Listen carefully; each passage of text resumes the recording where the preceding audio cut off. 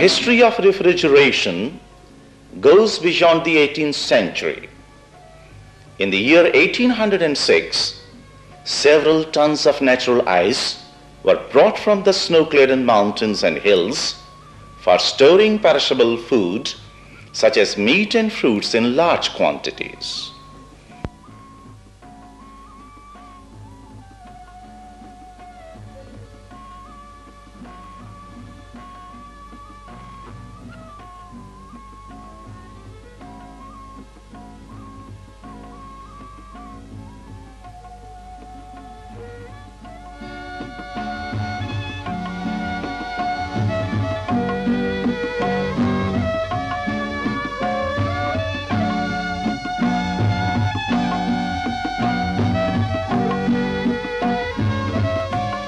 The owner of the cargo was Frederick Tudor.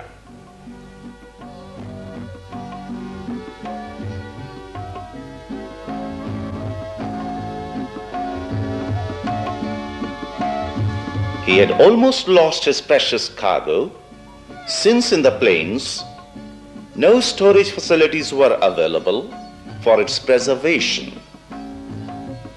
The financial loss would have been much greater but for some quick thinking on the part of Frederick Tudor, who later destined to become known as the Ice King.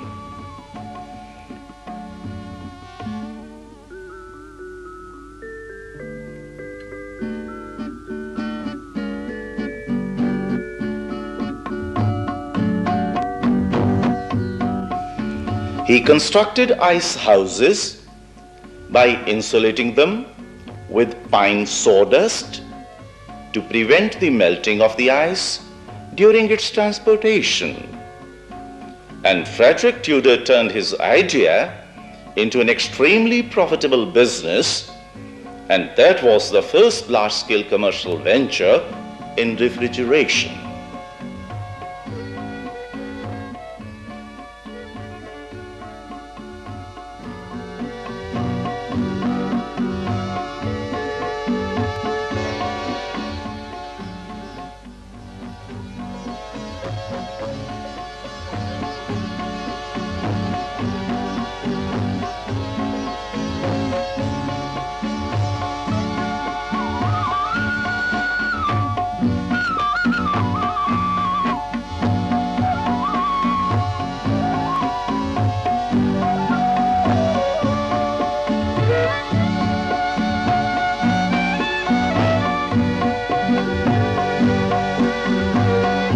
He contracted for the cutting of ice in ponds and rivers throughout New England and shipped it across the world.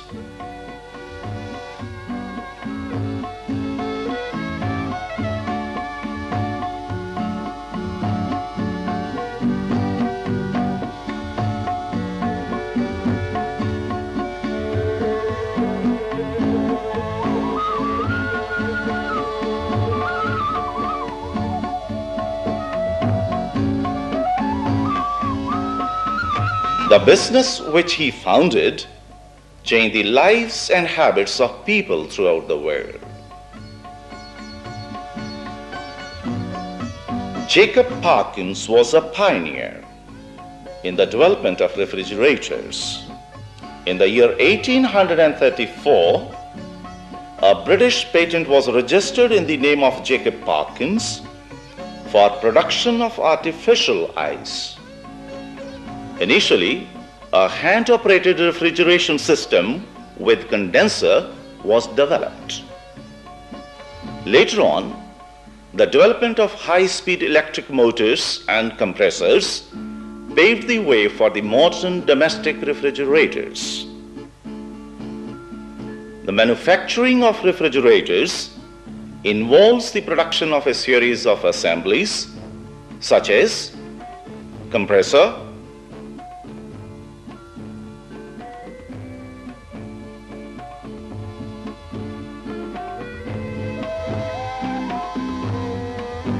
evaporator,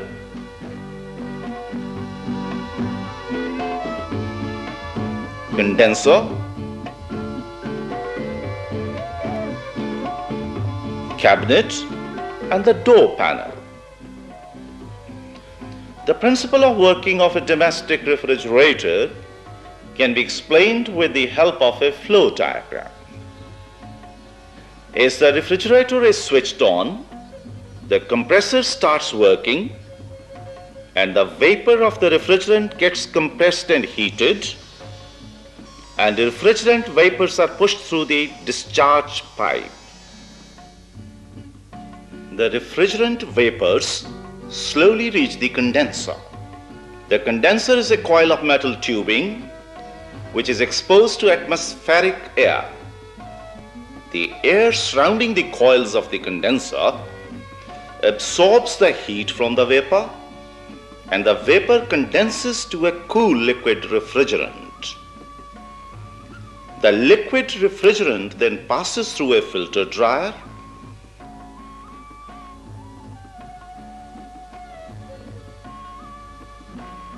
and the liquid refrigerant is fed into a capillary tube. The capillary tube is a thin tube with very small cross-sectional area, and this constricts the flow of refrigerant passing through it. When the refrigerant fluid passes through the capillary tube, the fluid pressure drops and the refrigerant enters the evaporator at a low pressure and low temperature.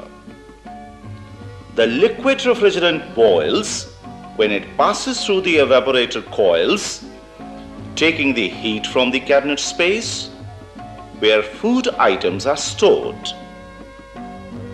The liquid refrigerant at high temperature and at low pressure enters an accumulator. From the accumulator only, the vapors at low pressure enter the compressor for starting another refrigeration cycle.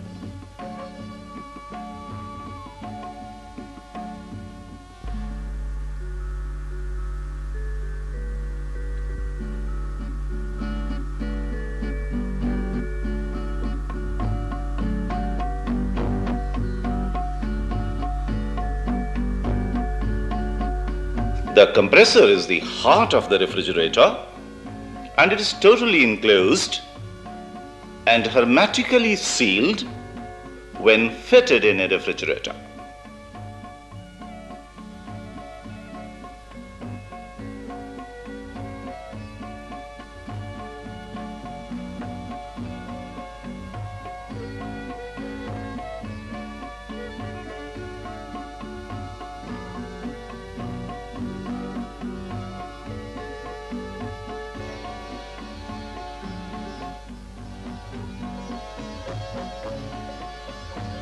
One can trace the flow of the refrigerant vapor from the inlet to the outlet of the compressor.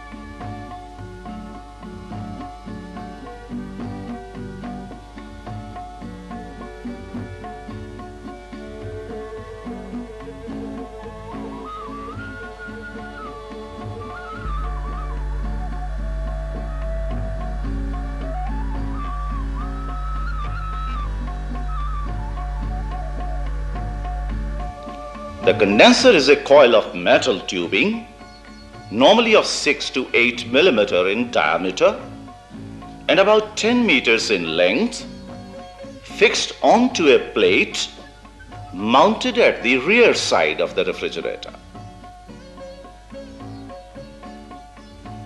It helps to dissipate the heat from the high pressure and high temperature refrigerant vapors, thus condensing the vapors to a liquid form.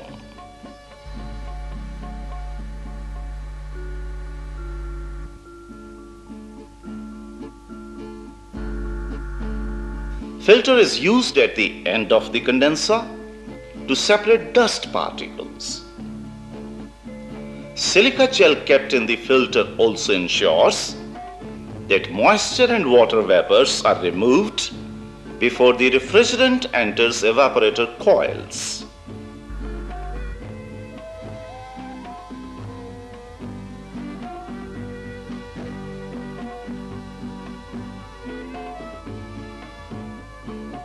The capillary tube is a thin tube with very small cross-sectional area, and this constricts the flow of refrigerant passing through it.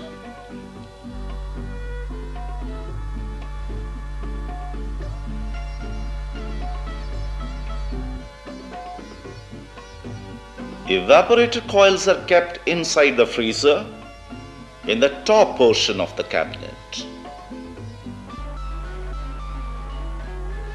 Maximum cooling occurs at the freezer compartment.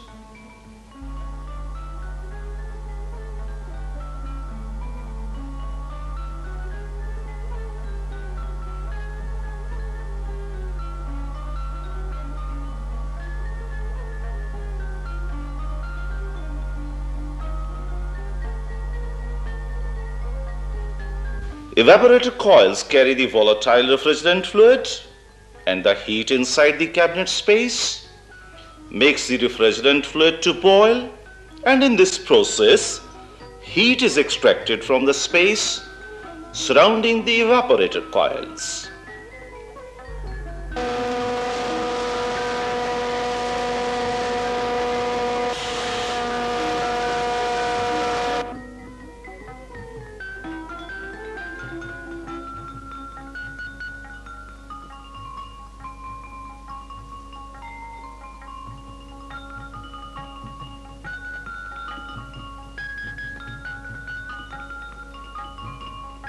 Accumulator is in fact a safety device which traps the liquid refrigerant and ensures that no liquid can go into the compressor and damage it. Accumulator ensures that only vapors are allowed into the compressor.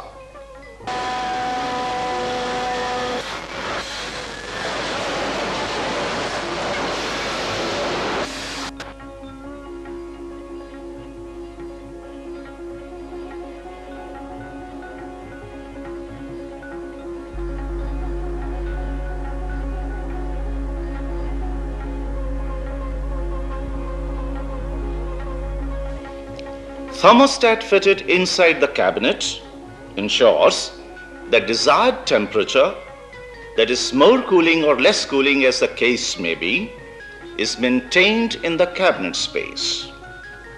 Compressor, condenser, filter and capillary tube are mounted outside the cabinet.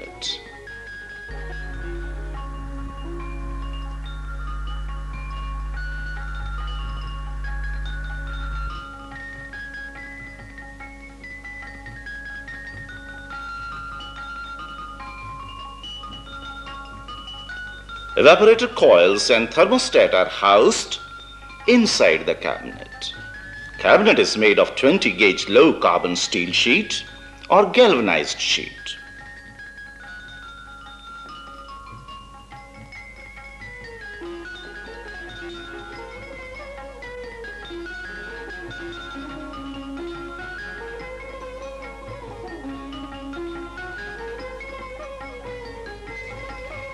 These are decoratively spray painted to avoid chipping and corrosion and dried up in baking ovens.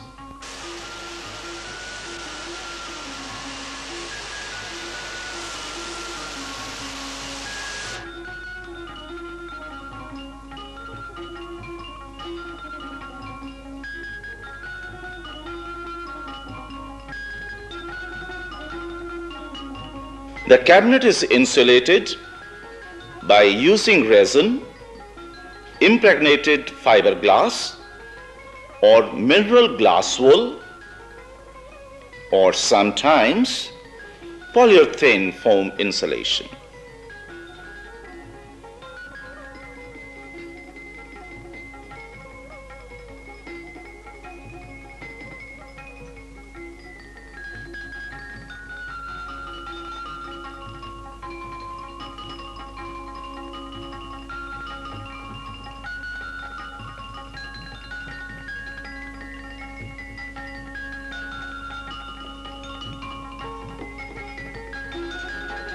The main liner and inner door liner are made of plastic material such as high impact polystyrene.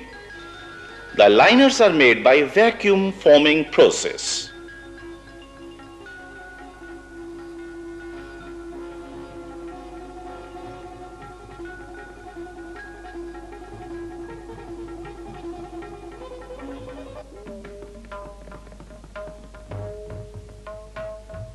Cabinet and door panels are manufactured in vertical hydraulic process.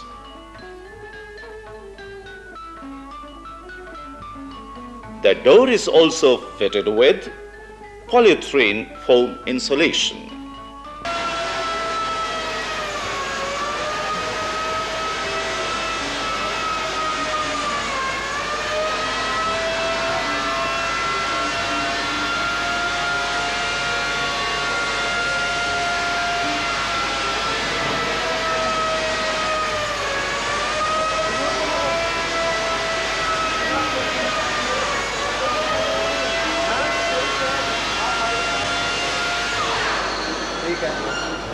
The cabinet and door panels are designed such that maximum volume for food storage is obtained with minimum floor space occupied by the refrigerator.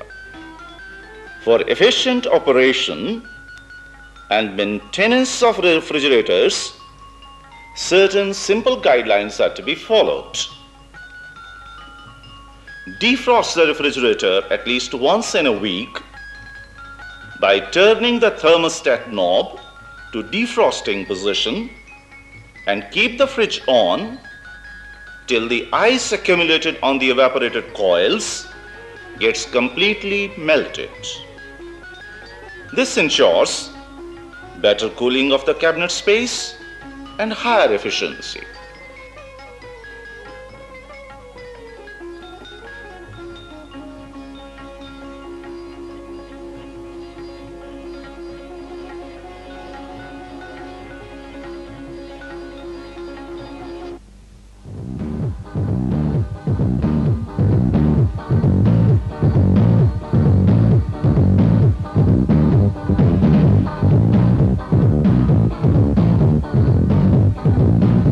Defrost the refrigerator at least once in a week. Use a voltage stabilizer to safeguard the fridge against fluctuations in power supply voltage. Do not keep the freezer open for more time. Do not use any chemical for cleaning the refrigerator, as this will result in deterioration of the insulator linings, and there may be a possibility of contamination of foodstuff stored in the fridge. When the refrigerator is in use, keep it at least 30 cm away from the wall.